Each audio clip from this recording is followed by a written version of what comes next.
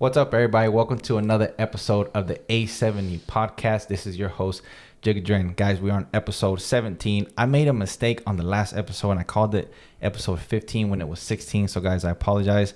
I've been very lucky in this last couple of weeks to have 3 guests, I think, in the last week and a half. And honestly, that's been a big blessing for me, essentially just to kind of, continue to meet new people. So one thing that I want to do is I want to now give the opportunity to all of my guests to introduce themselves, because I don't want to make a mistake, and I want to be able to give them full justice to who they are and names and things like that. So, ma'am, can you do me a favor and please introduce yourself? I am Jaz Perez. I'm 30. I like long walks on the beach. Okay, cool. So you say your name was Astrid? Astrid. Okay. That's my first name, but a lot of people call me Jasmine by my middle name. Oh, so Jasmine's your middle name. Mm. Do you prefer Jasmine? Either one, really, but it's just hard for people to pronounce Astrid. How you spell it? Astrid, just Astrid. Okay, cool. Cool. So tell me a little bit about you. So I was social media wise introduced to you by Pete. Yeah. So obviously the biggest feel that I have for you is kind of through your Instagram. Mm. But tell me a little bit about yourself. It's so weird. I don't really talk about myself. Yeah. Like, tell me about yourself. Like, I lift weights. Yeah. I teach kids. Okay. That's it. Okay, so you teach kids. Yeah. Okay, what do you mean by teach kids? I'm a paraprofessional. I'm a TA in Donna, and I help teach kinder. Okay. Yeah. So you are a TA in Donna. I was a TA in Ed Couch. Okay. I was a TA for special ed. Oh, that's nice. Yeah, so that was a very interesting experience for me. So essentially, the biggest reason why I got set up that way was because I was the high school soccer coach there, and I guess I needed to be like involved in the like teacher education type of position. Right. And that's where they put me, and that was the first time I've ever experienced anything like that. It was a phenomenal experience for me. Like, there were good and bad moments, if I can be transparent about it, but in that type of setting, it was really interesting for me to see just that type of environment, with kids.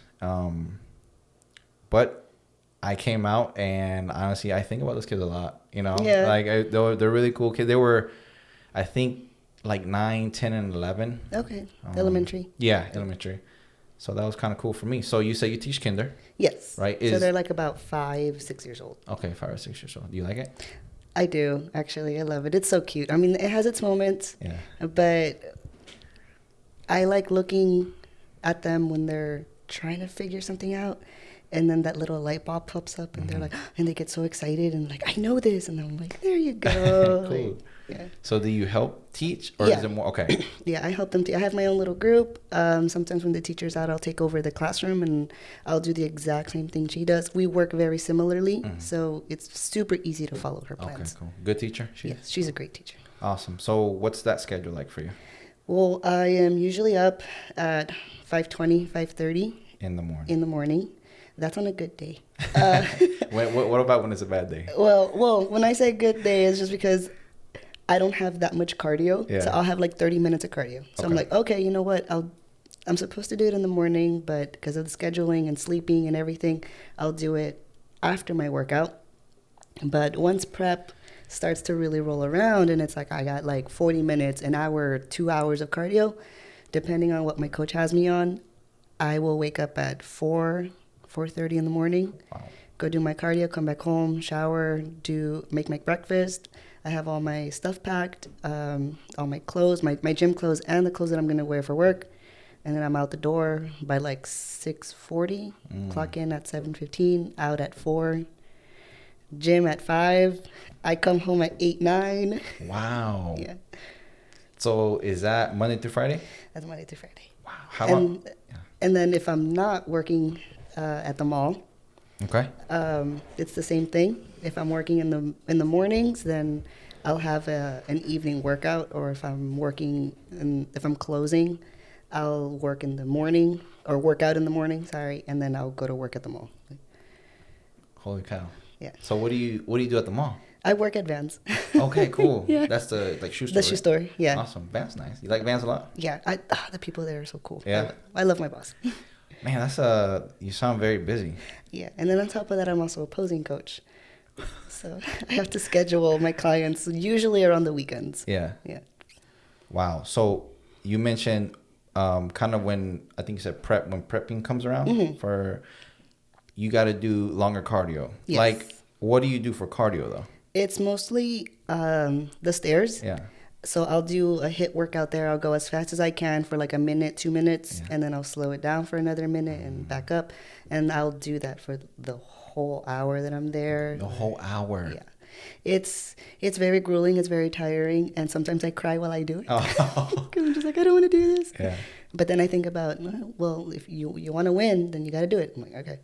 Wow. So I actually just maybe 2 weeks ago, I just started applying like stepper master, whatever Yeah. thing. And I had never done it before. Yeah. Maybe I've done it once, but like I was like, okay, I want to use this as my form of cardio. And it was tough. So I'm on like second week. It's a little easier, Right. so to speak, but it's still super tough. But I never even thought about like maybe like full speed for like a minute or two. And Yeah. then, is that better? It just depends, I guess, on the goals. I know that's what my coach has me doing. But it does help you burn a little bit more calories. You definitely sweat a lot Yeah. more.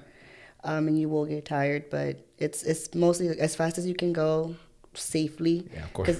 Because I've done it to where it's like it's 20 and I'm like, all right, let's go. And I almost fell. And I'm like, okay, maybe not. Yeah. But yeah, it does help with the cardio, especially like getting your heart rate going up. Yeah. And burning more fat, more calories. Yeah, so I kind of just I did the approach. 'Cause honestly, I didn't look much into it. I guess I should have asked around because, believe it or not, I mean, I was kind of telling, I think, Servando or Pete, but I think it was Servando, like, most of the people that have come on my podcast have been, like, involved in, like, fitness and health. And I think that's so interesting because, like, I never made that the point, but I enjoy it a lot because I think, like, exercise is essential Yes. to, like, having a quality life. Yeah, any type of movement really. Like even if you go walk in the park for 30 minutes an hour, like anything really can help. Yeah, for sure. And so I guess I could have asked somebody like in regards to like, the benefits or kind of what to do specifically for the Stairmaster. I kind of just been doing it on, I think 8 for like 10 minutes, 12 minutes, something like that. You got to pump up those numbers. No, right? Rookie numbers. Right? Oh, man. Now I feel bad. Okay. No, I have to give that a try. Okay, so tell me, you mentioned that you were a posing coach, Yes. right? So how do you fit that in with your schedule? Like, do you do it on the weekends? I do it mostly on the weekends. And this week, since it was like spring break, I have one client who is about to compete in 2.5 weeks. So I was like, hey, like, let me see you. Like, I went to Austin. So I was like, oh, when I come back, I'll see you. And I saw her on Wednesday. And then I wanted to see her today, but my schedule was just a little off. But during the summer is when my schedule frees up a lot. Yeah. So I'm able to schedule clients a lot more. During the school year, I mostly do them on the weekends, maybe on a Friday. It just depends on scheduling and stuff like that. But mostly on the weekends, yeah, I'll schedule my girls or guys for their lessons. Wow. So why do you do so much? This sounds like you have no time essentially. When was the last time you had a conversation? Like with a one-on-one person, like kind of like what we're doing now for like a set 45 minutes to an hour. I don't know. Like I've had like 10, 15-minute conversations sometimes with people at the gym, but like actually sit down and talk to somebody, I don't know. So why do you do so much? That's a great question. Yeah. That is a great question. I don't know. I've always just been a hard worker, an overachiever, just always. Yeah. But mostly because I know, like, I'm not where I want to be right now. And that's okay because I'm working towards it. And I know that I am. Mm-hmm. I have a job that, provides me with financial stability. I have a second job that brings in that little extra income that still matters because I'm able to afford, like paying my coaches or my supplements or anything that I might need. And then I have another job that allows me to apply like all my bodybuilding stuff and all that knowledge that I absolutely love. So, I mean, I love teaching. Like, don't get me wrong, I absolutely love it. But for right now, that's the job that, you know, supplies me with financial security. I have a job, you know, supplemental income, and then I have another job that I love, that I enjoy. So, I mean, to me, like, yeah, it's super hectic, but to me, I'm paving the road to where I want to go to. Yeah. Yeah. It sounds like you have it pretty well structured, though. I hope. Oh, I mean, yeah. I mean, as long as, you know, how long have you been doing that schedule? This particular schedule, about maybe a year and a half, 2 years. Okay. Because I didn't start coaching up until recently, like actually coaching. Okay. I've taught girls here and there, but then like a few of my friends, and especially Pete, he's like, you know, you can, if you really like it, you could become a coach and actually get paid for it. It's your experience and your knowledge. And I'm like, but at first I was like, oh, but I'm not a pro. Like, I'm not this, I'm not that.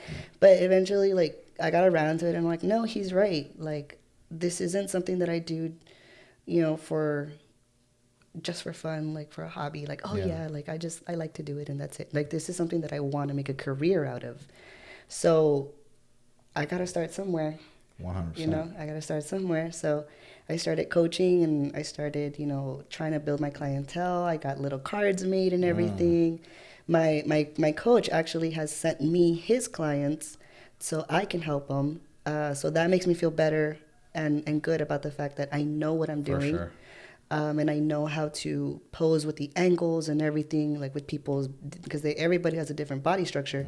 So I have to find the right position for their bodies to be in so that their shape can come out and they can present their best package to the judges.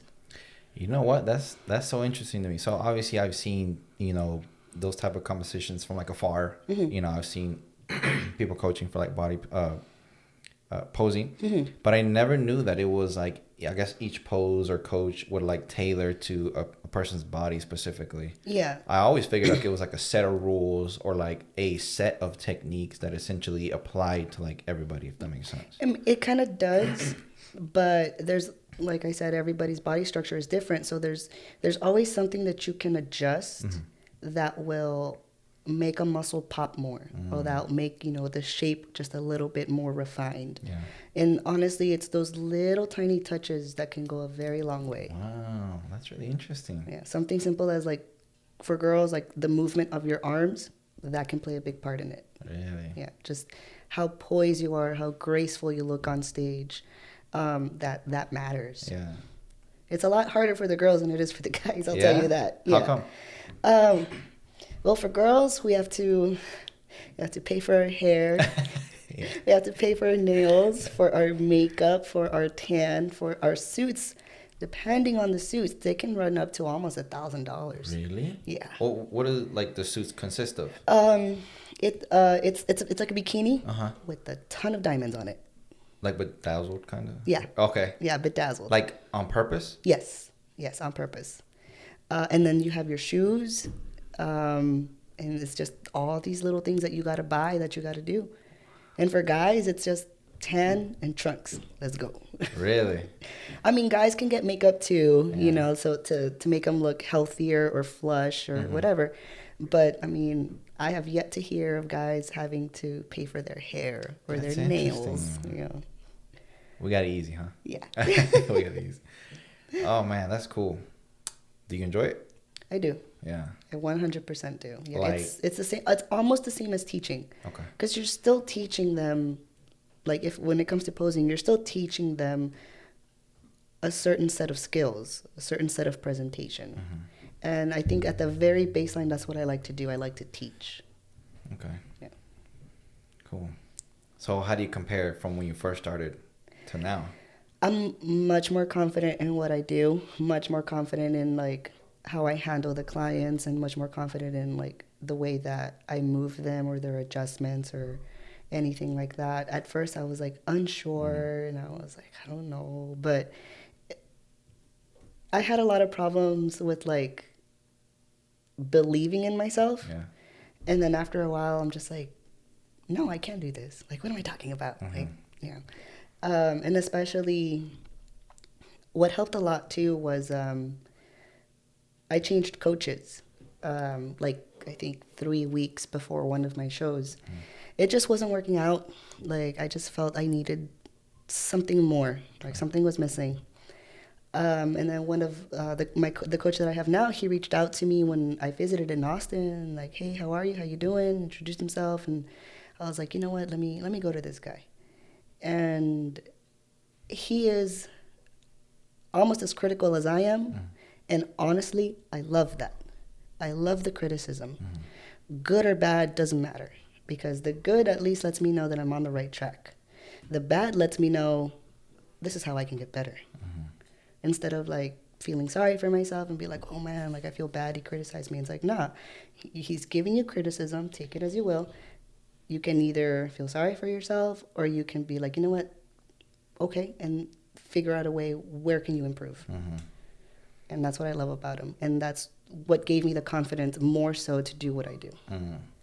So how did you jump from like like a state of being completely unsure about yourself into a point where you're like, what am I talking about? How did you do that? It was a lot of self-reflection. I try to be self-aware of the things that I do, the things that I think about. Like, okay, like I'm thinking this. Why am I thinking about this? What's causing me to think about this? And it's just a lot of mental games, a lot of mental thinking that I have to do about myself and be truly honest with myself. If I find myself making an excuse, it's like, okay, but are you really doing this, or are you just finding an excuse? Yeah. You know, and a lot of the times people find, we find a lot of excuses to tell ourselves. Oh, we don't have a lot of time. Oh, I just got busy. Oh, it's because this and this. And it's like, okay, that's fine. But the fact of the matter is, it's an excuse for why you didn't do what you were supposed to do. And we don't like it. I don't like it. Yeah. But we got to face ourselves that way. 100%. You know, be honest with yourself. So I had to do a lot of that to finally gain the confidence and to think like, you know what? Yeah, like I do know what I'm doing. I am an athlete. I am a coach. You know, just like that.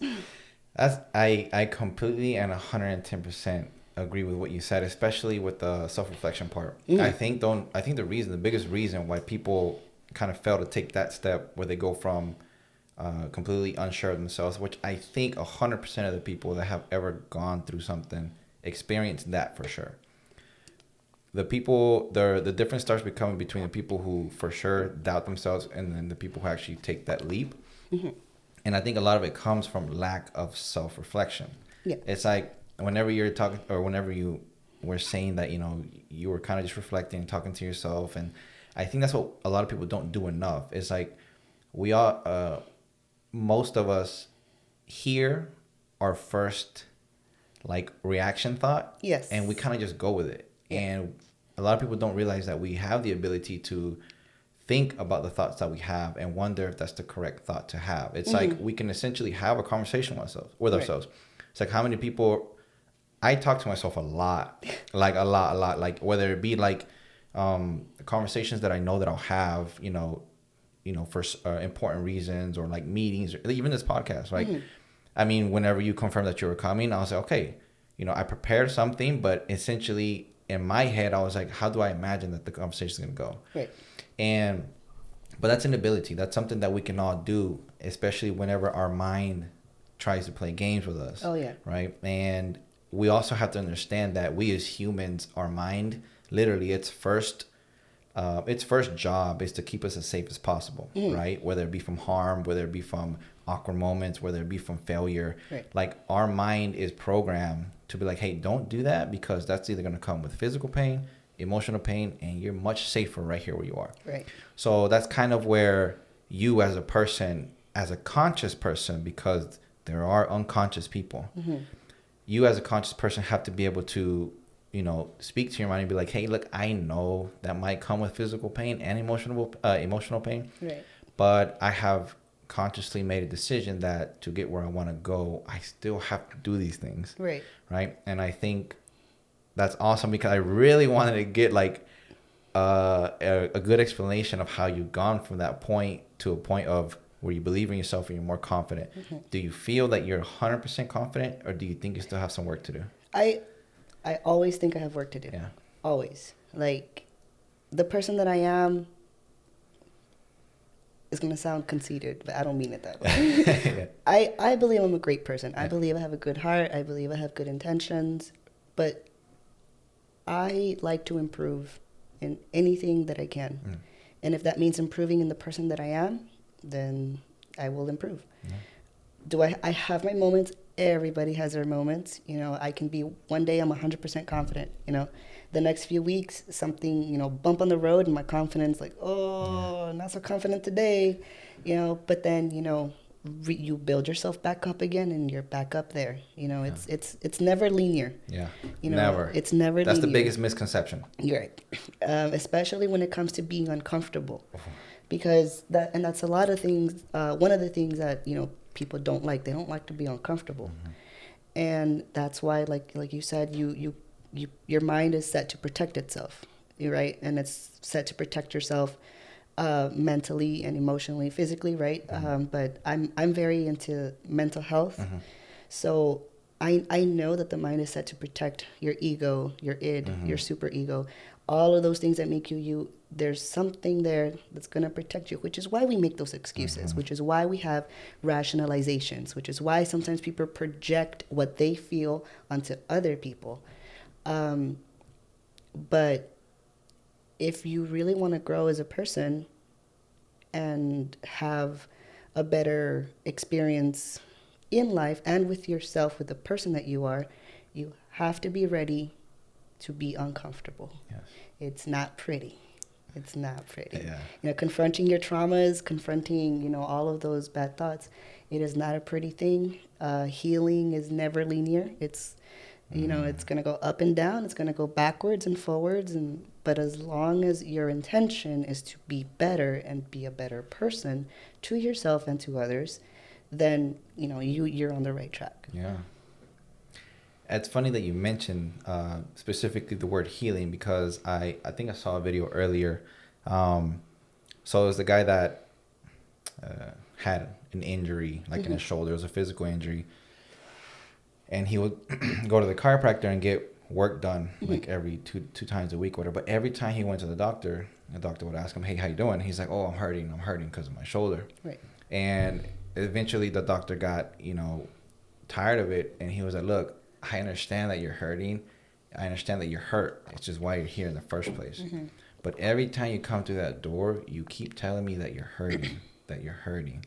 It's like, why don't we switch our mindset and our framework from every time you come in and you tell me that you're hurting, why don't you say that you're healing, right? Like you're healing. So it's like, I feel like that video made a lot of sense, is because it's like every time he knew he was going to the doctor, I feel like subconsciously his response was always going to be, "I'm hurting." And because he knew that his response was going to be, "I'm hurting," he had to feel some type of pain. Right. It's like, I feel like we also have to be aware enough to like reframe kind of our perspective on everything that we're going through. It's like, I feel words are so powerful, and I feel like if we can just kind of do our best to switch up like how it is or what it is that we speak consistently, then maybe mm-hmm. we have a better chance at things like healing or like mental health and things like that. Because I feel like we so loosely, when people ask us, "How you doing?" "Oh, I'm okay, I'm good," or they tell you what's going on bad. Like, it's hardly ever do you ask someone, "How are you doing?" and they're like so excited. "Oh, I'm having a phenomenal day. Like mm-hmm. I feel great." Like it's either like, "Oh, I'm good, I'm okay," or "It could be better," kind of thing. It's like, and I've always wondered, it's like, why is that always like the common response? Is like, why can't I ever ask anybody, "How are you doing?" and you be excited about how you're doing? Right. You know, and I've always wondered if that's something that's overly common. Not a lot of people practice positive self-talk. Mm-hmm. That's what it is. That's actually something that I learned through when I've gone to therapy before, and that's something that one of my doctors, she gave me homework to do. And that was one of the things that she told me to do. Even if I have to write it down, write something that you like, that you're grateful for, something positive, and say it to yourself. And I have this one particular day that I always remember. I was going through a very rough time. I was driving to work, and it was still nighttime, like it was still dark. And I get to the parking lot of the school, and I get out of my car, and I'm just like, in my head, I'm just like, oh, today's gonna suck. I felt it. I was like, man, like I'm not ready. And I look up at the sky, and I can still see the clouds. I can see the stars and the moon. It's still out, and I was like, the sky. I was thinking like the sky looks really pretty today. And I just took a deep breath, and I was like, you know what? No, today's not gonna suck. I'm gonna have a good day. Those kids are gonna test my patience. They're kids. They're supposed to do that, and that's okay. You're gonna be okay. Everything's gonna be okay. You're gonna have a good day. And I had the best day. I don't know if it was just the vibe that I was bringing in, but those kids were like on point that day. They were listening. They were paying attention. They were reading. One of my little troublemakers was actually, he started to, every morning he started to like give me a book, and he wanted to read with me. He wanted me to read to him. But then that day, I was like, you know what? You read to me. And he was like, I can't. And I'm like, what are you talking about? Yes, you can. And he read to me. And he was so excited. And he was reading to me. And it was just like, I remember that day. I actually remember what everything looked like in that day. And I hold on to that day because I'm like, I have the power to do that. I have the power to change my day. That was proof. Yeah. That's essentially what it was. That was proof that the way you talk to yourself will completely influence the way you look at yourself, the way other people look at you, and how your day goes. Yes. I completely agree. I have a lot of people in my life that are, I think everybody in my life for the most part is positive, like a positive person, but I think they're so easily, they let the world environment get to them, so they can sound negative, and they kind of, their behavior is negative type of thing. And a couple people come to my mind, and I don't know if it's just because I've become more aware of like energy or vibes or things like that, because it's only been pretty recent for me. Right. But you can tell by like the way people hold themselves, the words they say, like their body language. You can essentially tell when someone, it has an overall perspective on life, and especially their life. I feel like there's a complete obvious distinction between someone who, for lack of better words, feels miserable and sees life pretty miserable. Right. It comes like with the hunched over back, like with the slow walk, with the type looking of down, looking down, and like it's fine, it could be better, or like constant complaining. And that one, the constant complaining about everything. And I'm not saying that they don't have a right to complain, because I would be mistaken to have a conversation with anybody and say, hey, I completely understand what you're going through. Because I think at the end of the day, we can sort of relate to people, but we can't exactly understand what's going on. But whenever you do things like complain, or you hold that negative body behavior and conversations, like you're only multiplying how bad whatever it is that you're going through, really is. It's like at some point, like you have to make that stop. And you really have to do and make a maximum effort to know that, you're having a bad day, or you're having a bad month, year, maybe 6 years in a row, whatever it is.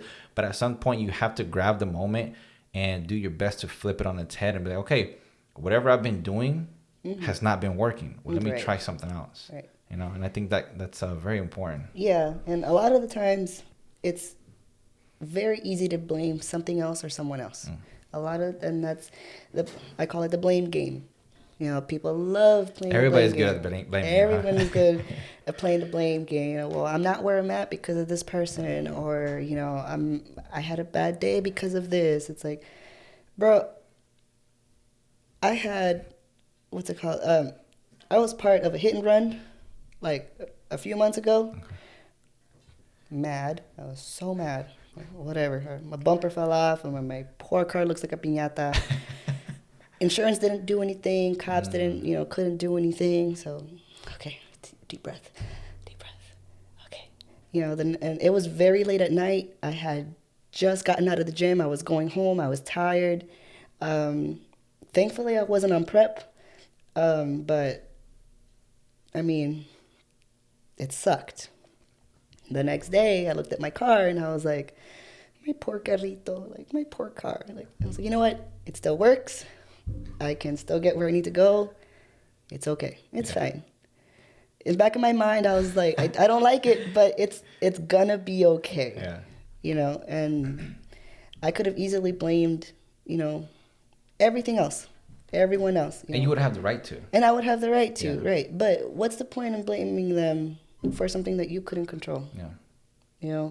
Or even like, your own behavior. Like, what's the point in blaming somebody else or blaming something else when you had a choice to react a certain way? Mm-hmm. You always have a choice. And for example, you decided to act in a certain way where it made the situation worse. And then you're like, well, it's because of you. Like, no, you could have chosen to walk away. You could have chosen to be like, you know what, I'm not going to engage in this conversation, or you know what, I'm not even going to talk about it and walk away again. Like, it all depends on how you choose to react to it. Yes. We have the choice on how to react to every situation for the most part. Yeah. And it's funny you bring up, well, it's not funny that you're part of hit and run, but so my car got stolen a couple years ago. Ooh. Like fully stolen, right? So I was out of my driveway. So it was, oh my God. Out of my girlfriend's driveway. So it's like that was one of the hardest times for me because I didn't have a job. Like I wasn't doing much. I was helping my friend coach at a local, like we do soccer private trainings here. Mm-hmm. And we had just started. So it's like, it wasn't like, kind of where it is now where we have like multiple clients and whatnot. But right. So like I didn't have any money. Like it was tough. And I had all his soccer equipment like to do the work in my car. And the morning. The car that got stolen. Yeah. Oh. So it's like the morning I wake up, my fiance was like, hey, where's your car? And in my mind, I was like, immediately, she's joking. Like, she's like, I was like, it should be outside your house. She's like, it's not here. And then I was like, okay, well, maybe I got dropped off. And no, I had drove there. And it was gone. Like, it was just gone, right? And I couldn't believe it for a while. And I thought, like, somebody was playing a prank because that's never happened to me. Right. So it took a while for it to kick in, but my car was fully gone. They had stolen it. Obviously, I had no idea the cops came, all that. Mm-hmm.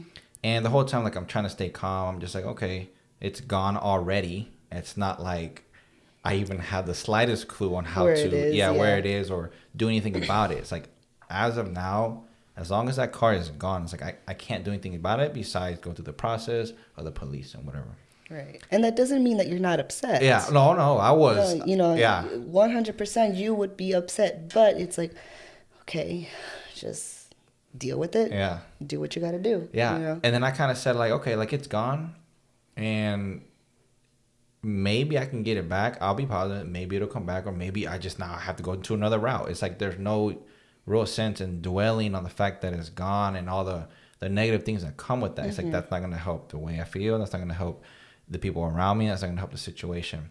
But, and it was pretty crazy because a week and a half later, the police called me and said that they found it. Oh, right? So they found it, but it was totaled. Okay. Well, they found it. Yeah, they found it, right? And that's why I say that, because whenever you mention that your car was beat up, but it works. Yeah. And so it was pretty beat up, and it turned on and it drove, and I was like, okay, well, that's a start. Right. And essentially we got the insurance involved. It took us forever to get approved because they thought we set it up, type of thing. Yeah. It makes no sense, but so we got it fixed in the collision. We got everything, and it's still pretty beat up, and it has its scars from that moment. Right. But just like you said, like, it still works, and there was nothing that I could do about it. That's something that happened to me, so I had to make a conscious decision of how I reacted to the situation. Yeah. Yes. Yeah. So that's awesome. So okay, let's go back to, first of all, you're probably the strongest girl I've ever been face to face with, by the way. Okay. So I know recently I saw a video of you. I think you were squatting. Yeah. I think it was over 300. 3:45. 3:45? No big deal. No big deal. Yeah. So, how long have you been weightlifting specifically? Specifically. Like, not doesn't really have to, bodybuilding and things like that. I want to say, you're making me do math in my head. Sorry. I still gotta use my fingers. So maybe around 8 years. 8 years, okay. Yeah, 8 years. I've always been active. In high school, I was in. Funny thing, I've always been active, but I've never been an athlete in high school. I was in ROTC and I was in marching band. Okay. So marching band, oh my God, it's like 4 hours, 5 hours of cardio. Yeah. Every single day. And then after high school, some time passed. I would just do like sit-ups at home, push-ups. I'd run. I used to run. Where did that come from, though? Why did you want to do that? I think it was just me, like, growing up, finding an outlet to process and to expel the energy that I had. Because I grew up,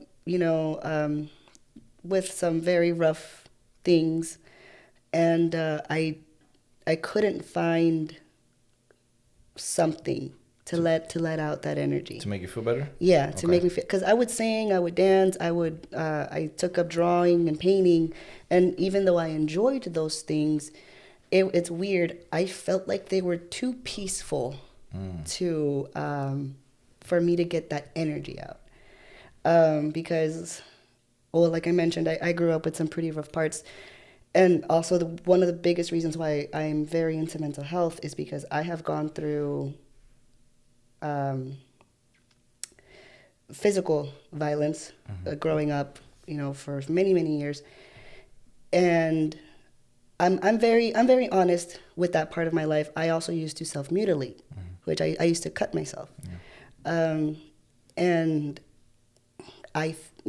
you're young, you're a teenager, you don't really realize the implications of what you're doing just, at that age. All that I remember is that I feel pain and it makes me feel good. But because it was releasing all these chemicals in my brain that allowed me to not think about what was going on. So then I started working out because I felt pain in my body and it was releasing all those chemicals. And like the dopamine, the serotonin, like all of those chemicals in your brain that get let out when your body is in pain. And started to realize maybe that was a much better way to express all this energy, all this hurt that I had inside rather than, cutting myself. And then it just grew from there. When I was, I think, I want to say when I was like around 24, 23, that's when I actually started weightlifting. And I started off as a power lifter. Started off as a power lifter. And I realized after about a year or two that I still had that same mentality of feeling pain and feeling better because of the pain. And that's why I started powerlifting. And I was like, okay, reassess. The point of exercising is to be healthier, right? Not to break your body down, not to destroy your body to the point where you can't move anymore. And now you have, all these problems going on. So I was like, okay, reassess. Why are you doing this? Okay, it's a form of helping you out mentally, emotionally, okay? And I realized it makes me feel powerful. It makes me feel all those things that I didn't feel when I was growing, because I felt weak, I felt overshadowed, I felt, like I'm a nobody, all those nice things. But then when I started lifting weights, I started to feel powerful. I started to feel a sense of confidence of, I can do this. And when I would fail, I'd be like, oh man, like I can't believe I failed. I thought I had it, and then I would dwell on it. And then I was like, and then right there again, I had to look at myself and reassess the way that I thought. Like, okay, you failed. That does not mean that you're not working hard. Mm-hmm. That does not mean that you are weak. That does not mean that you're not good enough. Mm-hmm. Failure is a part of the process. Mistakes in life are part of life. Mm-hmm. So it didn't mean that I was worthless. It didn't mean that I was weak. It didn't mean that I wasn't working hard enough. It just meant you can improve. Yeah. And so that's one of the things that I would practice. And like, okay, improving. And then I transitioned into bodybuilding and I fell in love with it. And I think it's because I can always improve. Mm-hmm. And that's what I like to do. I like to find something that I can improve on. Mm. The self-awareness there is crazy. Yeah, it's not pretty, but it's good. I think it's the most necessary thing. Yeah. For a person's life. Yes. The It really self-awareness is. there is crazy. Like that fact that you went through that like type of difficult time and you were able to find like a substitute for the most part Mm-hmm. for what you're going through, and that you realized that you were doing it first because of the pain. Right. And then if you didn't catch it, you could have been in a situation where you were damaging your body. Yes. And the fact that you were aware enough to be like, all right, let's take a step back. Mm-hmm. That's impressive. That's very impressive. Yeah, I will say that therapy had helped me a lot. Yeah. And honestly, I wish I could just go to people and be like, just go to therapy, man. Just go to therapy. Mm-hmm. Like, but I can't necessarily do that with people getting offended. Yeah. But I honestly advocate so much for going to therapy. Yeah. Like, and there's so many ways that you can, different avenues that you can go through. Like the avenue that I went through, I actually went to UTPA. Okay. Well, UTRGV now, Yeah. right? They actually offer free services. For therapy? For therapy. Oh, wow. They actually offer free services for therapy. Like without being a student? Without being a student. Oh. I wasn't a student when I went. Mm. Yeah. And they would, it's for people who want to become a therapist and they basically have to get their, they get their hours Yeah. or, whatever, but they're already there. 100%. They know what they're doing. And I went there, I was like, you know what? Okay, if it doesn't work, it doesn't work, whatever, blah, blah, blah. But within the second session, she already had me crying and just like, but it works. Yeah. It works. So whenever like one of my friends or whenever somebody, comes to me about stuff like that, I'm like, you know what, dude? Like my little sister too, she was having some problems. I was like, you know what? Like, go to the school. They have free services there. Mm-hmm. And that's something that I feel like a lot of people don't know. I didn't know that. Yeah. I didn't know. I don't even know how I found out. I think I found out through Google or something.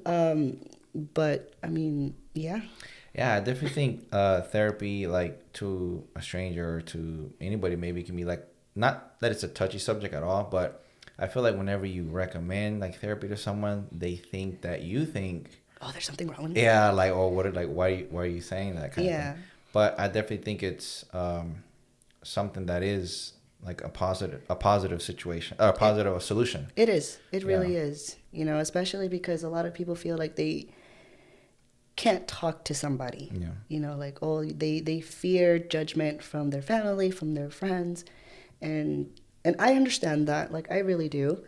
So it's like, well, you know what? Talk to somebody then that doesn't know you. That's a good point. Somebody that can guide you in different ways of thinking, which is what she did. Yeah. All those mental exercises that she gave me. She said, before I recommend any psychiatric medication, I want to see if we can try cognitive talk therapy first, which is just the way, changing the way you speak to yourself. You're cognizant of it, like in your head. And thankfully, that worked for me. Yeah. I didn't need to be on medication. Or, if you need to be on it, there's absolutely no shame in it. Yeah. It helps you be a better person. Yeah. It doesn't mean that you're crazy. It doesn't mean that you're broken. It doesn't mean that there's something wrong with you. It's just, your brain doesn't make these chemicals and you need supplemental medicine to help keep those chemicals in your brain balanced. That's interesting.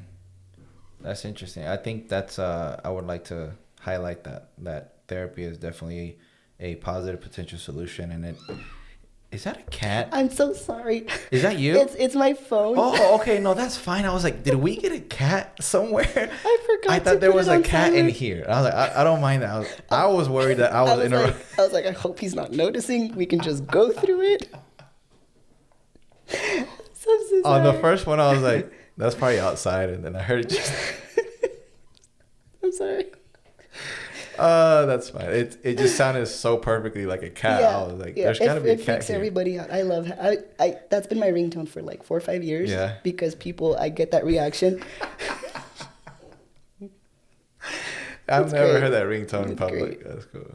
Are you a fan of cats? Or is that just I love cats. Yeah, no, I love cats. I have 2 cats at home. Oh yeah. Yeah.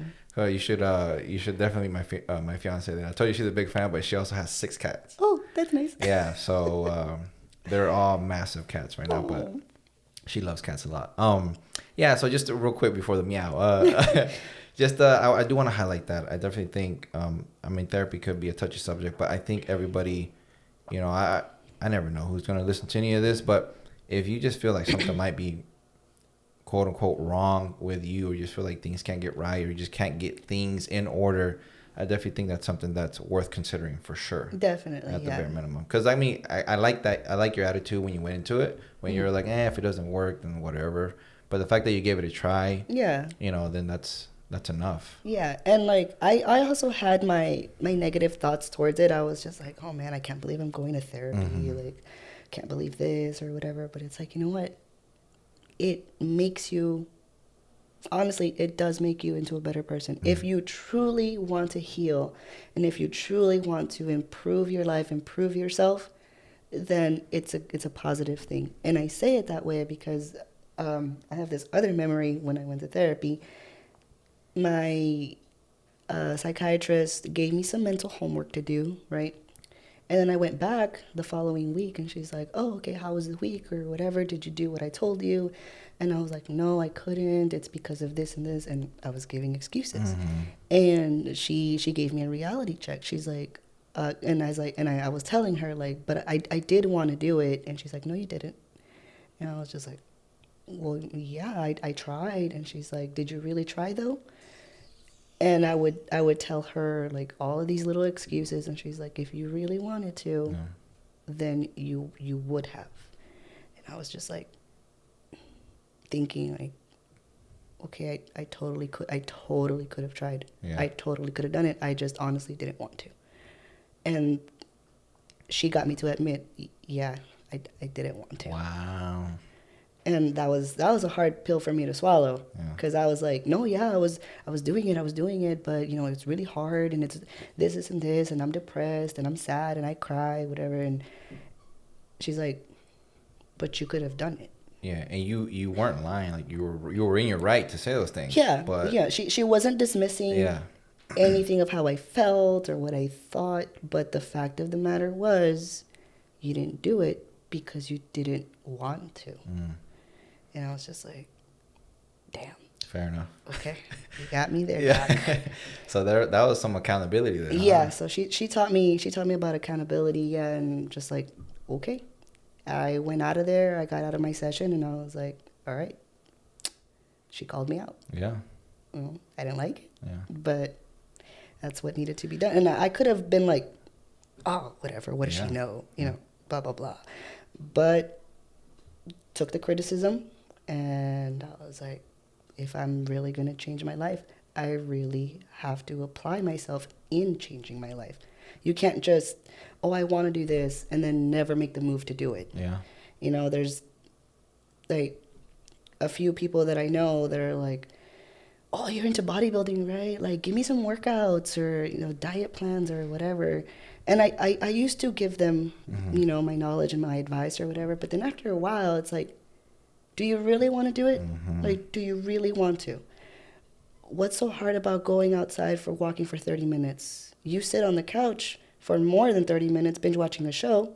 You could have gone outside, done a few laps for 30 minutes, come back inside, shower, continue your show, you know? But no, you don't actually want to. You don't want to. And you know what? That's okay. To me, I just say that's okay. As long as you're honest with yourself that you don't want to do it. You don't have the drive to do it. You don't want to do it. That's fine, dude. Like, that's okay. But if you're going to be asking for all of this advice and you're going to be like, oh, I want to work out and I want to do this, then actually go and do it. Yeah. And not to sound like mean or anything, but at the end of the day, it's like whenever there's people that ask you for your knowledge and expertise, so to speak, and you take the time to give it to that person and they do nothing with it, that kind of just like puts you in a position. It's like, okay, it's like, I'm more than willing to help you, but you have to kind of show me that you're serious about it as well. I used to do that as well. And then it started like when people would reach out to me for certain things like exercise or like soccer or anything like that. Hey, okay, I don't mind helping you, but you have to at least show me that you're doing it on your own, maybe for a week, maybe 2 weeks. And like, if you do and you like it and you feel that you can be consistent with it, please come to me and then I can try to add value wherever I can. Yeah. Let me ask you a question. I mean, it might not, I'll save it for a little bit for the next segment. Okay. No, but it's not like a crazy question. It's just, the response might be kind of lengthy, so to speak. Okay. Let's see. So what about when you prep, right? Do you have a show coming up? Yes, I have my first national show in July 2nd. So was that like 4 months? Probably. Yeah. I get nervous. Are you when nervous? I think about it. Is it like nerve wracking? Well, to me, yes, because it's the first time that I will be on a national stage, and I don't take it lightly. I don't. I'm excited. Don't get me wrong. I'm excited, and I'm like, all right, I'm climbing up the ropes or coming up the ladder. Sorry, and I'm like, all right, I'm getting to where I want to be. But at the same time, it's like it's a different caliber of athlete that I will be competing in. These girls have been competing for either shorter than me, longer than me. They all want that same shot that I do. And yeah, it does make me a little nervous because in my head I'm like, when I'm working out, like sometimes I'll think there's someone out there that's working harder than you. Don't let that happen. So then I'll push myself and it's like, okay, an extra rep or, more weight or whatever. Like, I'm not going to let somebody outwork me, but. You know what? It's kind of hard to believe that there's anybody working harder than you. Like the way, like, your Instagram is like, you're just working. And like, I didn't, whenever you walked in, I asked you how tall you were. Like you're, like a better word, smaller than I thought. And I'm like, there's no way. How tall are you if you don't mind? 5'2". 5'2". You're just squatting like 300 pounds. Like, I'm just like, I mean, my max ever when I was like on a program with like my sport and whatnot, my max was 345. And I know you're crushing that right now. Yeah. And I'm just like, wow.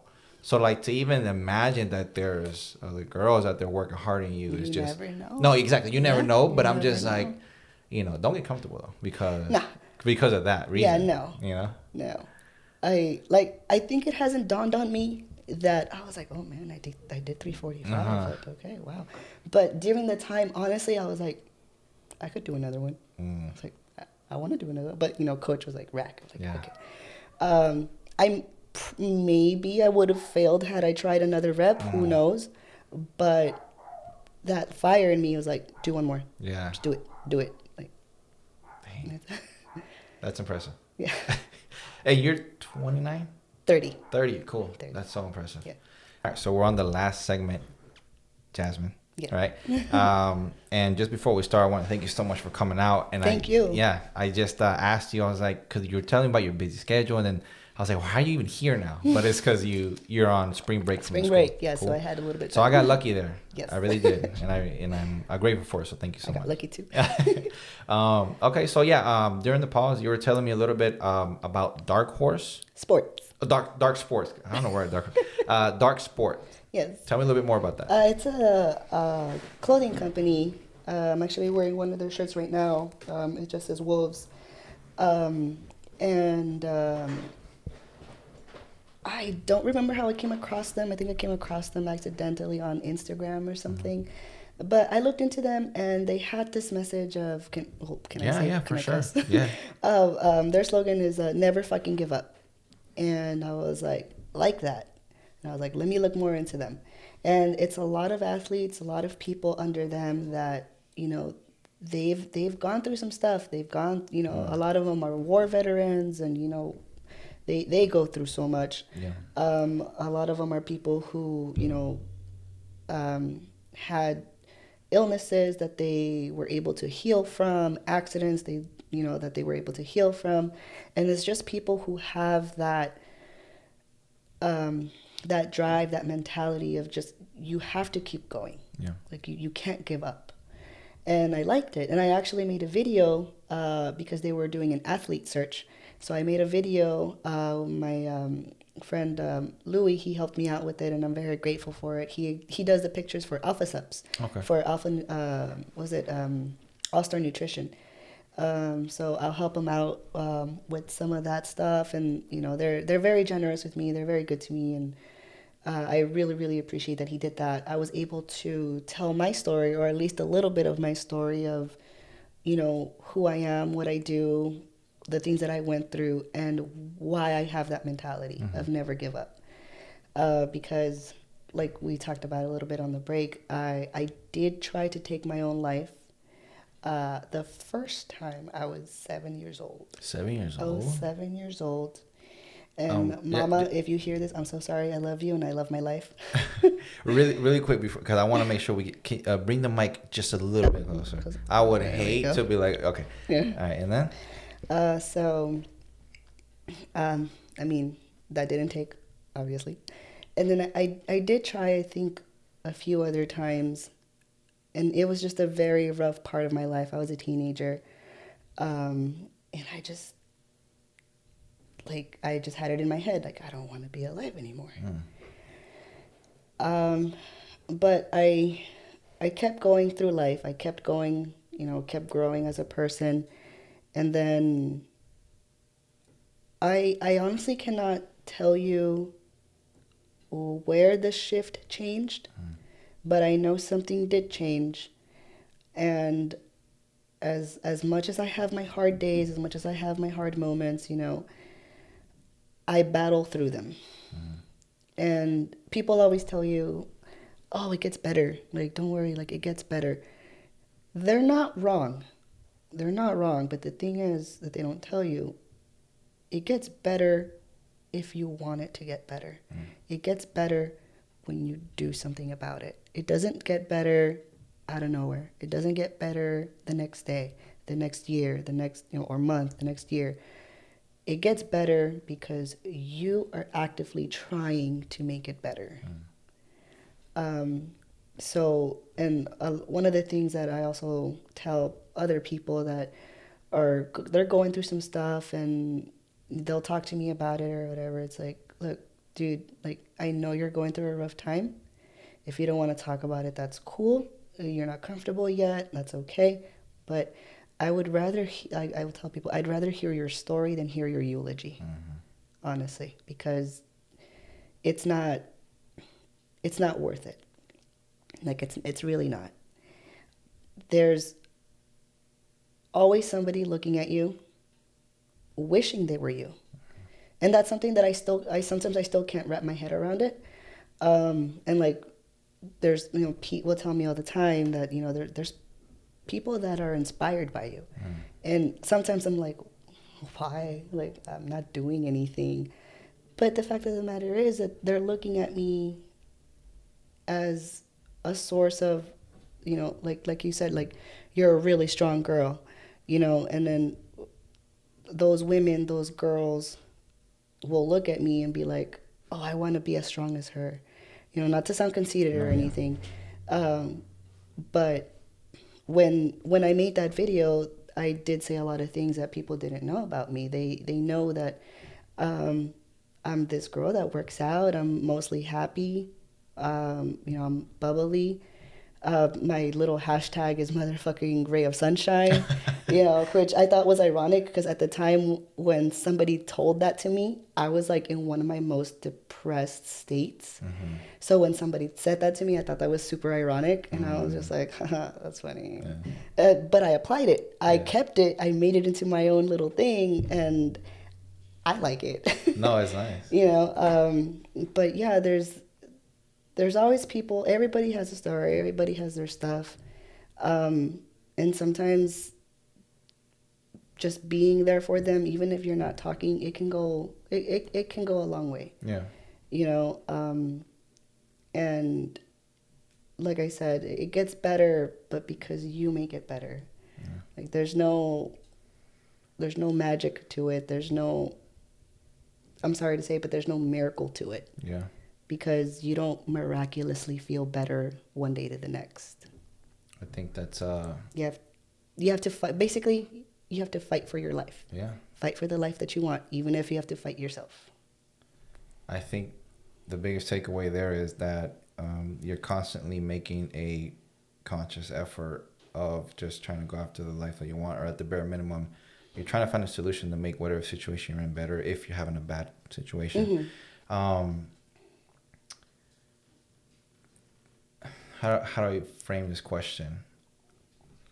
Did you, or whenever you speak to anyone Mm-hmm. that might be going through a hard time, I think you're very qualified as a person to go to in regards to maybe that type of situation. Are you in a place now, if you don't mind me asking, are you in a place now where you're consistently the person that you just said you were, bubbly or more, kind of happy most of the time? Like, I have my moments. Yeah. Yeah. I have my moments. And sometimes it comes in waves. Yeah. Sometimes I'll wake up one morning and I don't know why. I don't want to do anything. I just want to lay in bed. Yeah. I have no drive, no motivation. I have I'm sorry, not dedication. I have the discipline.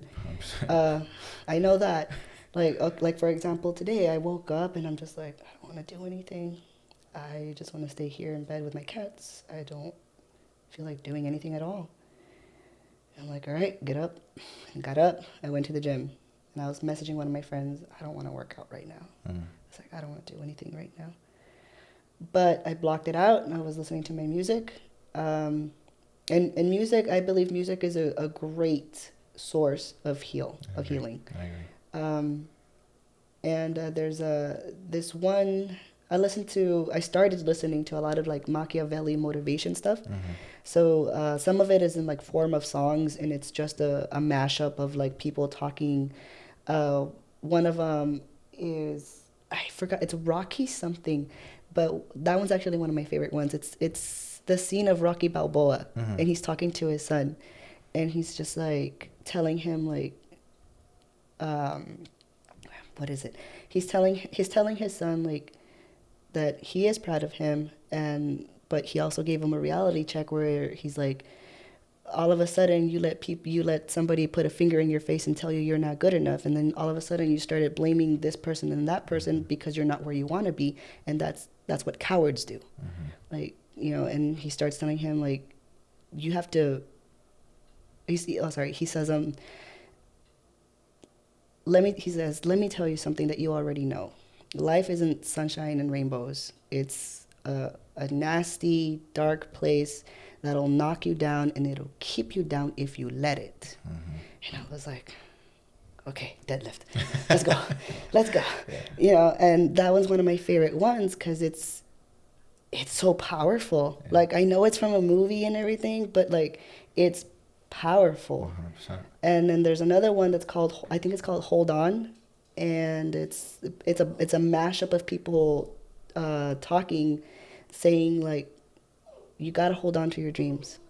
Like, nobody can take them away from you. Yeah. If you really wanted to do it, you gotta go and get it. Yeah. Like, stuff like that.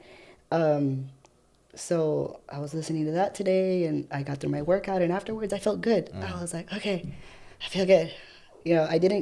I can't say that I gave it 100%, but I can say for sure that I gave it at least 80.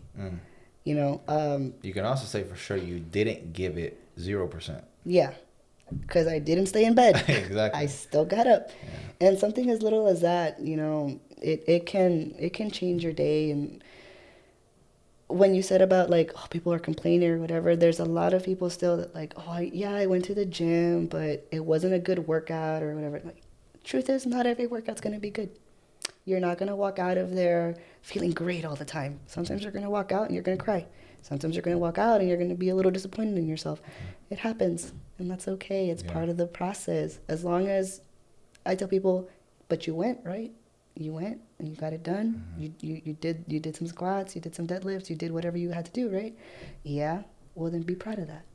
You could have chosen to stay at home. You could have chosen to stay in bed, but you still went. So don't take that away from yourself. Don't take that accomplishment away from yourself. Yeah. I definitely think we do not give ourselves enough credit in anything and everything that we do. I know I don't. Yeah, no. I know I don't. No, I don't either. And it's just like, why isn't... I mean, yeah, we have a certain place that we want to go to. We have goals and destinations we want to get to. But goodness, it's like, when do we just pause for a second? And instead of looking forward and looking at how far we have left to go, it's like, when do we look back and realize how far we've come? Yeah. You know, it's like I don't get it. It's like it's also part of the, when I ask people how you doing, oh, pretty good, not bad. And it's like, I hardly have a conversation, and maybe we've been conditioned to think that when you talk about the things you've done well, maybe it comes off as conceited. It's right. like I've been trying to move away from that, because I've gone through those emotions as well. But it's like, let's talk about what we've done. Like, you know, how do you feel about so and so, like, that you've done in your past? Like, man, that was awesome. Like, I think you're on a phenomenal path. I think everything you're working for is playing out. It's like, when can we just really just, even if we're by ourselves, you don't have to talk to anybody about it. Right. But give yourself enough credit to, you know, boost you and motivate you to keep going. Yeah. You know, I think that is also healthy. Yes. Because it can't be healthy to just be like a better word, complain about how much you got left or how well you didn't do something. You know, I think finding the little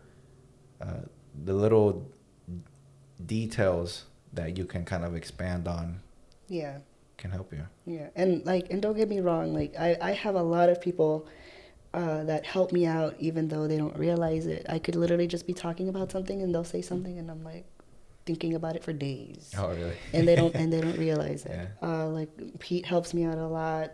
Actually had a conversation with Servando too. I was going through a very rough time, and he randomly asked me like, "Hey, are you good?" I think, and I was like, "No." Oh, really? You know, like one person asking me if I was okay, you know, when nobody had asked me for a while, and that just like I broke. Yeah. You know, sometimes I'll talk to my mom, sometimes I'll talk to my sisters, my brother-in-law, mostly my brother-in-law. I'm very close to him. And hey man, like I can't get out of this mindset, or like this and this. I'll tell them, and they'll tell me, look at what you've done.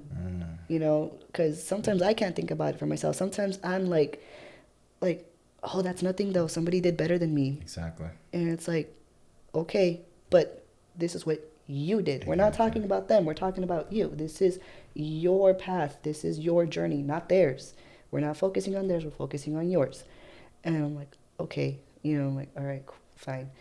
And they'll help me out with that too. Like, it's not something that I just do by myself. You know, sometimes, you know, the people that would surround us.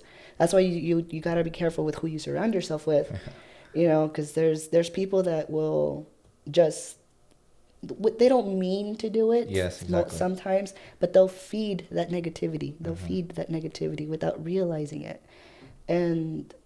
But then once you realize it, it's like man, I'm a negative person, or you feel like you're a negative person, and then you realize it, and it's like, well, that person's also like giving me negative energy, and you start becoming conscious of the energy that you're putting out and the energy that you're getting back in. Yeah. And that's why, like, it's very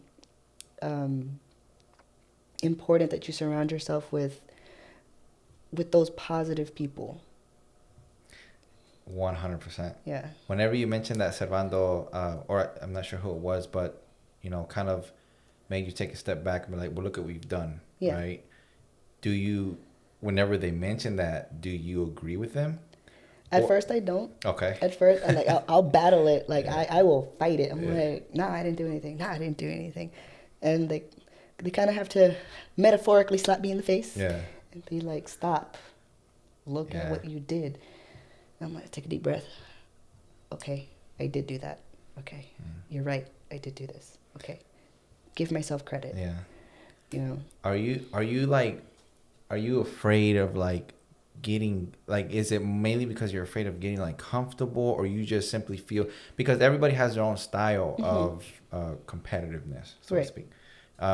Is it the fear of like being complacent, comfortable, or you just simply don't think like essentially the things you've done are like, is that impressive? Because you're literally talking to someone who is, I mean, I'm not in your world, so to speak. So, but that is the most, one of some I've never seen that. I mean, yeah, if I YouTube someone like strongest girl in the world, maybe she's like, but it's like, I've seen your videos, and you're just like, you got this attitude, like you got this grit, like you're grinding and you're progressing. You have to know that, like, you know, like you have to realize that, like pretty much essentially every time or every day goes by, you, Jasmine, you're closer to your goal. I mean, you're about to step on a national stage, right? Yeah. It's like, maybe that was a goal when you started, but were you that close to it then as you are now?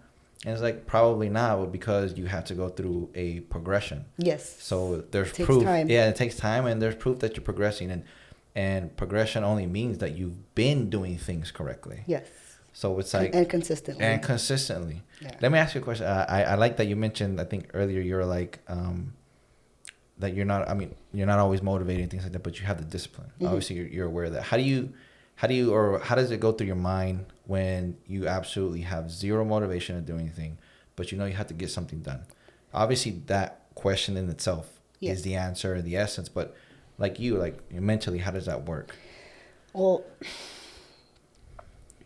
well, like today, I had zero motivation. It's honestly creating habits. Creating a habit. It takes about 21 days to create a habit. If you do it consistently, it takes about 21 days, so about a month to create a habit. And if you give yourself a schedule, all right, I'm gonna wake up at this time every day, and I'm gonna go for a run. You wake up every day, go for a run every day, same time. And if you truly want to keep up with it, even if you have no motivation, your body's still going to wake up. Your body, you're still like, all right, let's go. You don't really think about it. You just do it because you already created this habit of doing it.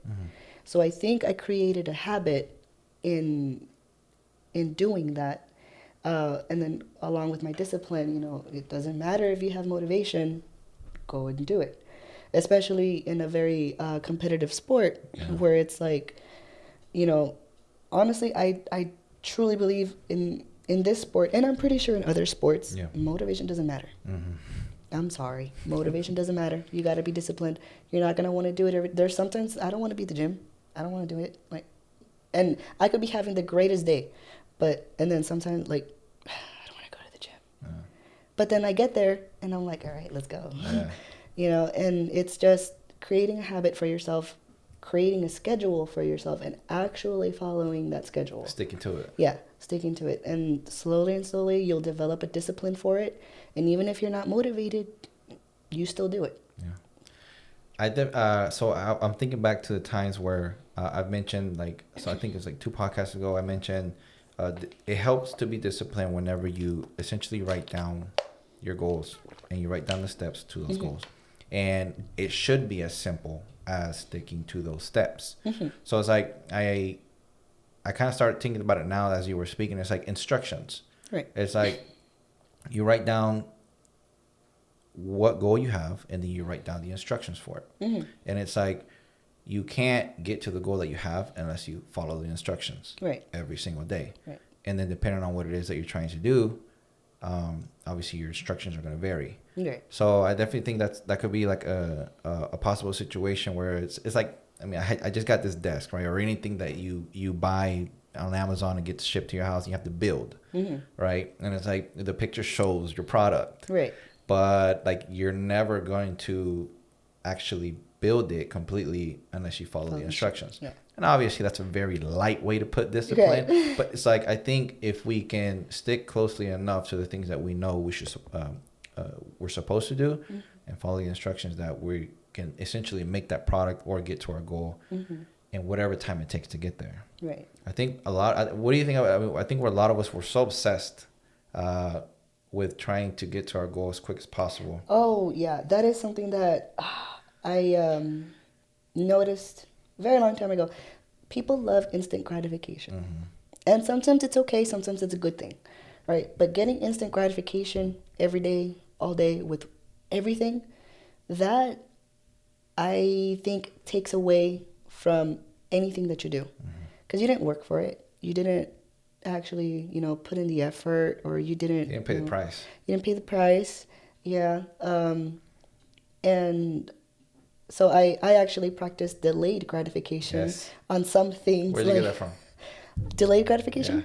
Like, what do you mean? Okay, no, okay. I only said that because I'm reading a book called Atomic Habits. Oh, okay. And there's an actual, I haven't finished reading, but there's a segment on delayed gratification. Oh, okay. So I just thought maybe. No, no, it's a thought that I had a long time ago, awesome. where I was like, oh, I want that item.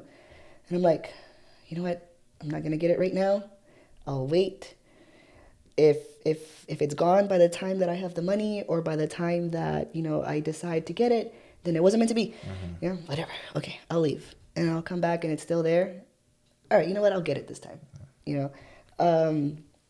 Some little things like that is what I'll do. Or if I have a cheat meal, it's like, oh, I can eat at my school, they're always bringing some type of treat, like cakes or something. And I'm like, oh, I really want cake. And I'm like, you know what? No. I'm going to wait until the weekend so I can go out to a nice restaurant or get something that I really want, just because the cake is there. And it's like, oh, yeah, do I really want cake? I kind of do, but do you really want it? No, I'd rather go get pizza from this place. Yeah. So something like that, but with everything being fast. So fast. People, they expect it. They expect it fast. Yeah. They expect it. And people are so into instant gratification that they don't take the time to actually think about it. And to me, going through the process is a lot more fun than getting the actual thing. So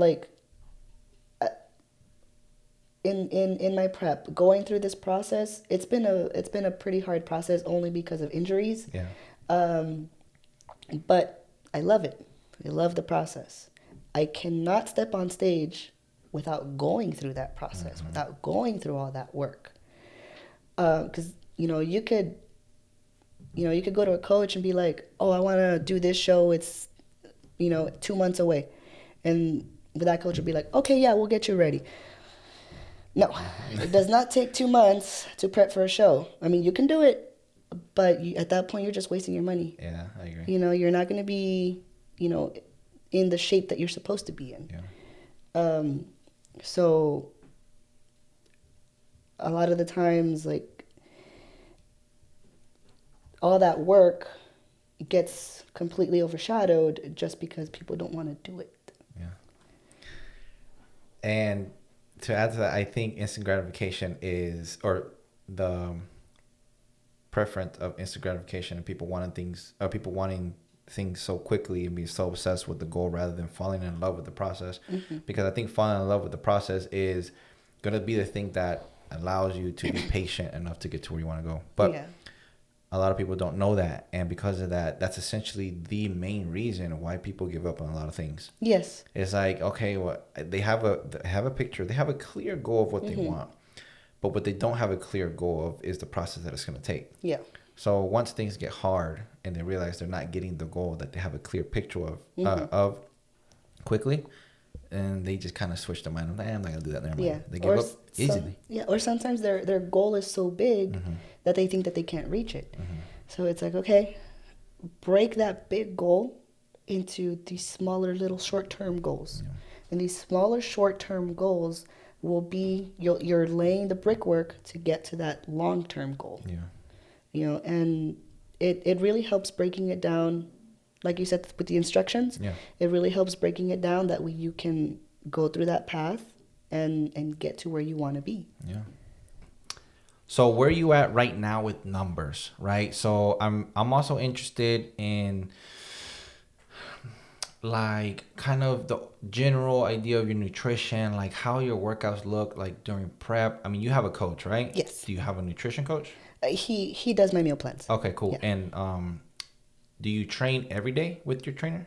No, I wish. You wish, huh? I wish, but he's over there in Austin. So Oh, okay. So that's why I went over there to go train with him. Okay. What part of Austin? Like south, north? Well, we go to the House of Gains, which is in Georgetown, actually. So that's where I train with him. I'm not exactly sure where he lives, so that's why I just say Austin. Oh, okay. Yeah. I mean, Austin's pretty big, so I was just curious. I used to live there like a year and a half ago. So. Okay. So yeah. So what's up? So So what? Let's start with like squat. I mean, what is your max squat? Like, what other move like deadlift and things like that?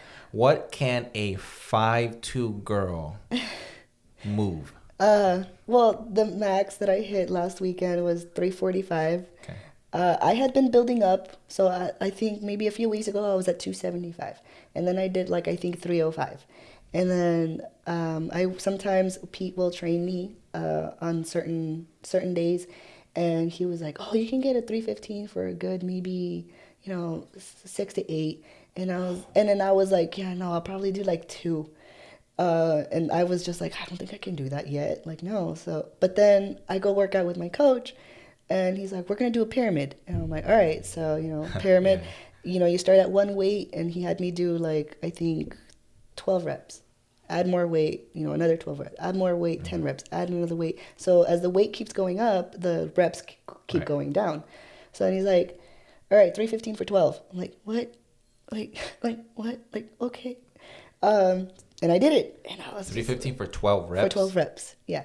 And I did it, and I was like, okay. I felt good. I did a little dance. Yeah. And then the top of the pyramid was just your 1 rep max, which was the 345. So you did 345 at the end of the pyramid. At the top of the pyramid. Right. So I'm sorry. At the and then top. and then I had to go down, and that's when I did the 315 for 12. Wow. So there's no way 345 is your max. Right? Is that how it works? Because you're essentially exhausted by the time you get to 345. Like you're fatigued a little bit. Yeah. And not exhausted, so I mean, if you want to go that route and be like the max where it's like, yeah, you can't do it anymore. What do you think? I don't want to put a number on it. I'll do it for you. You gotta be if that was 345, you gotta be at least at like fresh and clean, nice little warm up. Maybe 365. Okay, that sounds fair. Yeah? 365, 375. You were thinking more? 375. 375. Dang, that's impressive. But yeah, and then my deadlifts, he has me doing sumo deadlifts. I think the last time that I did sumo, I want to say, let me see, math again. Yeah. Actually, I think it was 375, 365. 365? I want to say, yeah. For deadlift. For 12 reps. Yeah. Or 10. No, I'm sorry. It was 10 reps. Yeah. Yeah. Wow. So I don't bench because I don't need to bench. So I don't do bench, but those 2 movements, those are my heaviest. Yeah. Wowzers. Do you live more in Pete? I'm getting there. Yeah? Close? Yeah. Pete's a strong guy. Yeah. Pete's a strong guy. Yes. Wow, that's so impressive. Man, I mean, you just put everything in perspective for me. Like, I'm just like, I really got to take it up a notch. I appreciate you saying I got to take up my Stairmaster numbers, but I also got to take up my other numbers too. I know when I was in Austin, I don't know what happened. I just didn't go to the gym. So I was playing a lot of soccer. So, and then I got to a point where I was completely unsatisfied. Like, I just wanted I had different goals. Yeah. And after, I would say maybe a year of not going to the gym, but still being very physically active. I went to lift weights, and it took me I think 5 months before I went to the gym and actually finishing my workout. Okay. Right? So I was like, I would go to the gym and, all right, this is what I'm going to do. But then I'd always cut it because like I was disappointed. Yeah. I was way weaker than what I used to be, and I just didn't want to be there. And then I just kept telling myself, like, just go one more day. Like, just go one more day. And essentially got to a point where I started finishing my sets and started finishing my whole workout. Good. But also recently I just need to pick it up. Yeah. All right. And I appreciate you giving me all And I those. mean, life happens. Yeah. You know, like what you said actually, because you were doing soccer and all that Yeah. stuff, and you just felt like you needed something different. I was a cardio bunny. Oh, yeah? Like I'd run 3 miles every day, Wow. never failed. And then sometimes like run 5 miles every day. Okay, cool. You would run 5 miles? Every day, just for fun, just for fun, every morning. But midway into running, I was like, I'm bored, Yeah, exactly. and I stopped. Yeah. And I walked home, and I was like, how can I be bored of something that I thought I loved? Yeah. And then I started up weightlifting, and There I you was go. like, I love this. Yeah. You know, and that's okay. Like, it happens, you know. Or like you said, you know, you felt weak, or you just felt like it wasn't, like, not that it wasn't for you, but you weren't practicing the positive self-talk. Yeah. You know, and that's something similar that one of my cousins was going through. He had been going to the gym on and off, but he's like, oh, my body hurts, or, you know, like, I'm not that strong. But now lately he's been going consistently, Yeah. and he'll tell me about it. I'm like, he'll like, oh, I was able to do, you know, this many pounds. And I'm like, dude, that's great. Like, you weren't able to do that before, right? And he's like, no, but you're able to do it now because you kept doing it. Exactly.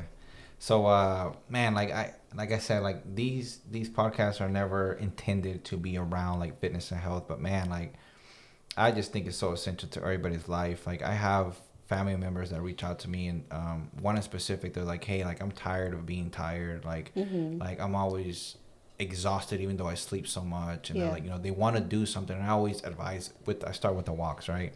Like just do something, get some sunshine, and start there. But I definitely think like, especially someone who hasn't experienced the benefits of consistent exercise and at least solid nutrition, right? Yeah. Because I mean, you don't have to be perfect to experience the benefits of it. Right.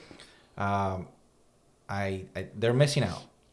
Yes. You know, like, you know, they're missing out. I know that, you know, there's a difference in level of the type of exercise that you do and goals that you have, and between that and someone, a regular Joe Schmo, right? But the benefits are still similar. Yes. And man, like I if there's anybody watching that has felt like they're just not in a good place, like please just start moving around. Like just move or get your blood flowing. Just start something. We are literally, you know, we are literally creatures that are meant to be moving all the time. Like this whole sitting down 9 hours at work type of thing, like that was all recent. Right? Yes. Like we're a species of thousands of years where it's like you just please like do your very best to just get moving, start exercising if you feel that's something you need. Yeah. Right? So. And I mean, there's a lot of, like you said, there's a lot of what's it called, benefits to it, not just physically, but like mentally, emotionally. Like it can help with all of that, and just the way that you look at yourself. You know, like I know when my mom started dieting, like she hated it, but then she saw, oh, I lost 2 inches off my waist, and now she's like, oh, now I need new pants. I'm like, well, look how much better you're feeling about yourself. Confident, and all you did was change your eating. Yeah. Like that's all she did. She just changed her eating habits. Yeah. And I think whenever people experience positive results, it does become addicting. It does. Like, and I feel like a lot of people don't do something long enough to experience that addiction. You know, and I think once you're addicted, you're in. Yeah. You know, like I think, and it is a good feeling. Like once you're addicted to something that's good and something that gives you a result, makes you feel better. I think that's the best addiction. Yes. Like, And like you said, you don't have to be all hardcore and super like, you know, to the T on everything. You know, like a regular person, you know, I eat the same thing every day for the past 4 years. Oh, really? The same thing every day. Yeah. You know, some of it has changed a little bit here and there, but ground beef, chicken, fish, rice, and potatoes. Boom. Simple. That's been my diet for the past, I don't know how many years. Wow. I have my cheats, of course, where, you know, What's your favorite cheat meal? Oh my God, it's so hard to choose. Really? So I'll take mine out of the bag of pizza. Mine's pizza. It just depends on what I'm craving. Because sometimes I'll be like, I want Korean food. I want pizza. I want a good burger. Yeah. Like, you know. What do you like? Cheat meal once a week type of thing? Once a week. Okay. Yeah. My coach has meal once a or week. day? No, meal. Meal, not day. That's where a lot of people get it wrong. Oh, like it's my cheat day, right? I'm like, cheat meal. Yeah. Choose wisely. Breakfast, lunch, or dinner. Which one do you want? Yeah. I've seen people's cheat days turn into weeks and months. Yeah, and then that's where people fall off. Like cheat day. Okay, Saturday. Oh, you know what? Just a little bit. Excuse me. All that you had the previous day? Like no. Yeah. No, that's. I've seen it. I've done it. I'm not gonna lie to you. I've done it. I've for sure done it. I'm a little better on that, but that's good. Yeah. So Jasmine, I think, like I said, thank you so much for coming on. Just hearing your story. It's obvious that you are a fighter in all aspects of your life. It's obvious that you have a ridiculously impressive sense of awareness of you as a person. Everything that you do, everything that you do in your life, you seem to reflect on it. You seem to make sure to kind of double check with yourself, so to speak. I mean, I think the attitude and the work ethic that you put into the gym, I think that's a perfect match of the type of person you are, like in your real life. And obviously the gym's your real life as well, but I meant like in your personal life, so to speak. Right. And I think that's so impressive. I think you've experienced things that a lot of people might have not made it out of, right? And I think you have the ability, you have that, call it what it is, you have the power to, affect people in a positive way. And I do. Yeah, no, you do. And I think if you've ever doubted that, I definitely think that's something you should consider to owning up to. I feel like sometimes we as people get confused and we think of ourselves as not important enough for people to look up to. Right? Yeah. Sometimes it's like, I don't think that's true. I think everybody is important enough for someone to look up to. Right. And I think that we should all own that a little bit more each day that goes by, because I think essentially we all have the ability and power to put ourselves in a position where if affecting you one person in a positive way makes you feel good, right? Imagine like what you could feel if you affected a lot of people at the same time in a positive way. So I think you have a very beautiful story. I think you're not even close to done. Oh no. Yeah. So I wish you the best of luck when you step on that stage. Thank you. I think regardless of what happens, you're doing everything that you can do to make that go in your favor. Yeah. Is there anything else that you'd like to share with the listeners before we go? I mean, I guess I would say it's okay to get help. It's okay. That's something that I struggled with, because I thought crying, getting help made me weak. The fact of the matter is, it's a very strong thing you can do. To admit those things about yourself, to admit that you're not okay, to admit you need help. It's a very strong, self-aware thing to do, and it's okay to do it. Doesn't matter who you go to, as long as you go to somebody when you're not okay. Yeah. I agree. Yeah. Guys, we're going to wrap it up right there. Thank you all so much for watching another episode of the A7E podcast. This is your host, Jigga Drin. Guys, I hope you enjoyed the conversation as much as I did. Thank you for watching. Please don't forget to like and subscribe, and we will see you on the next one.